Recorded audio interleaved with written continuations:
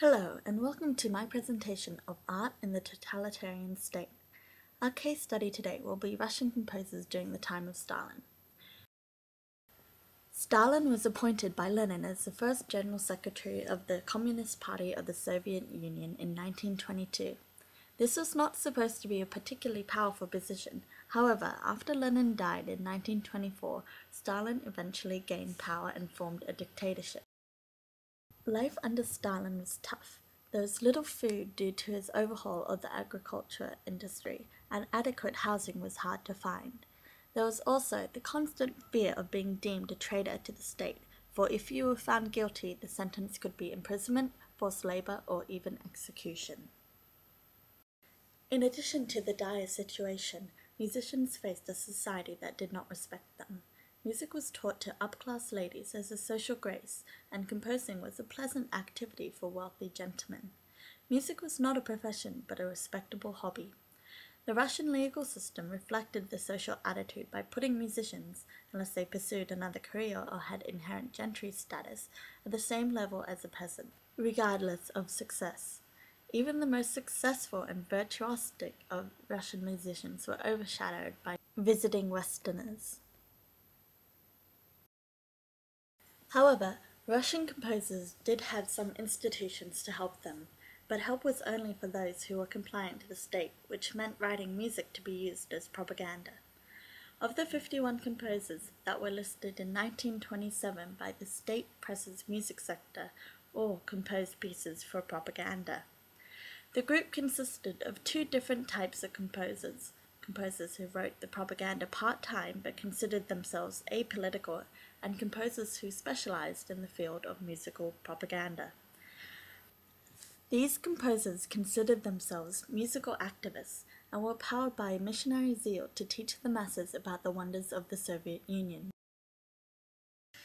These composers were lucky in the respect that they were adequately funded by the agitational department of the state press's music sector.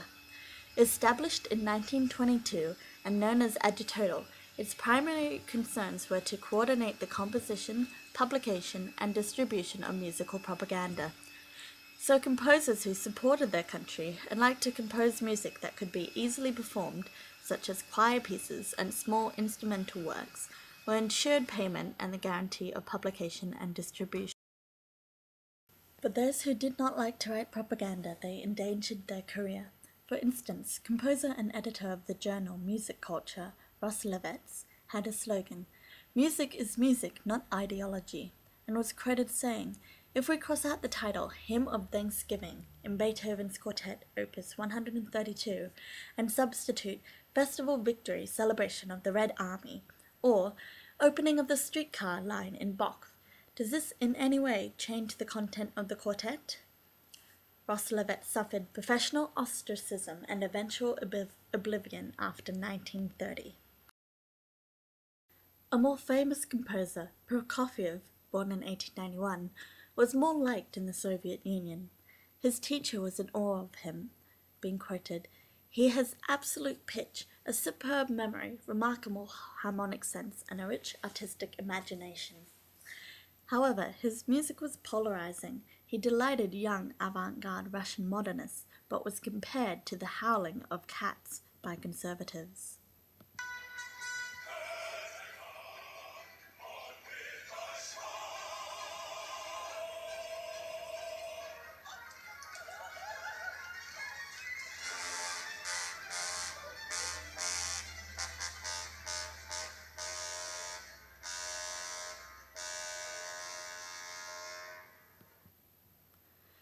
He fled Russia and ended up in Chicago, where his first opera, The Love for Three Oranges, which you just heard, was warmly received. But when scathing reviews came from the performance in New York, he fled again to Europe.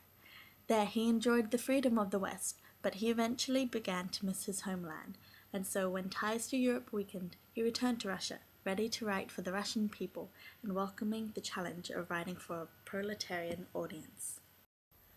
Born in 1906, Shostakovich was probably the most famous of Russian composers at the time. Believed to be a child prodigy, he graduated from the St. Petersburg Conservatory as a pianist and composer. He entered the music scene early on with his first symphony, but found trouble when he wrote the opera Lady Macbeth and the Music District.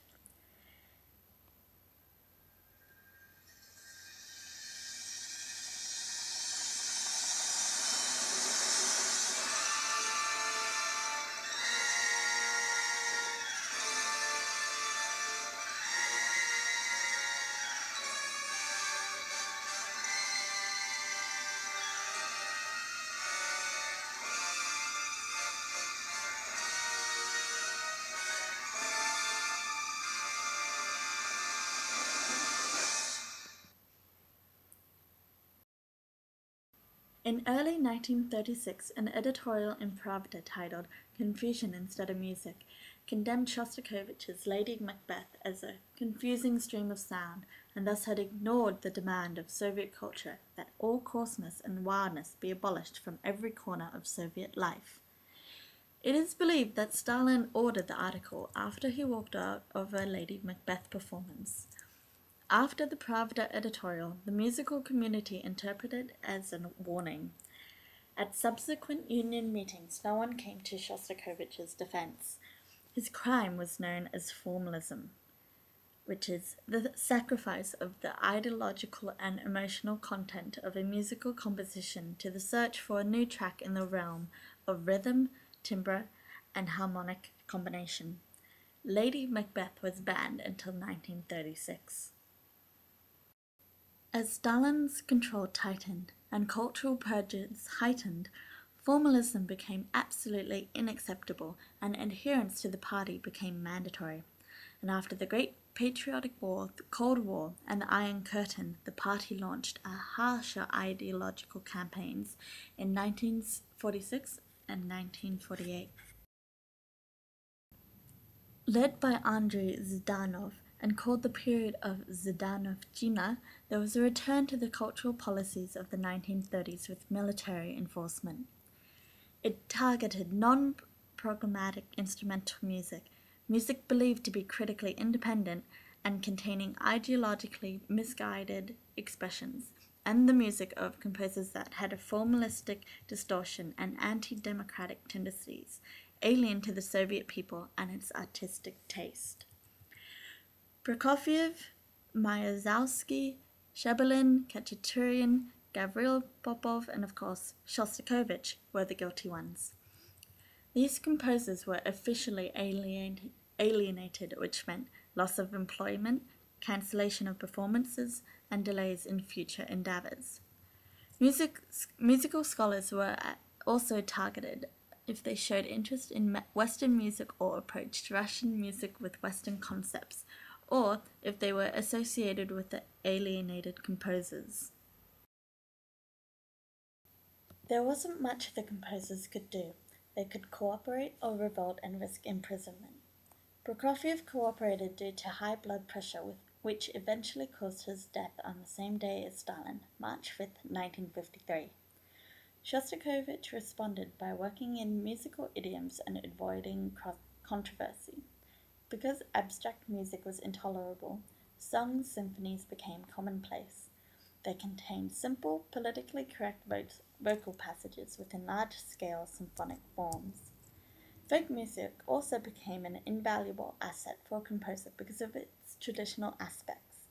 The most notable composer who used this technique was R.M. Khachaturian. Finally, in 1958, the party revoked Stalin's official alienation and condemned composers were rehabilitated. New young composers found support and an environment where they could freely develop their individual voices. The era where advanced composers turned conventional and conventional composers became obsolete was over. Thank you for listening. Goodbye.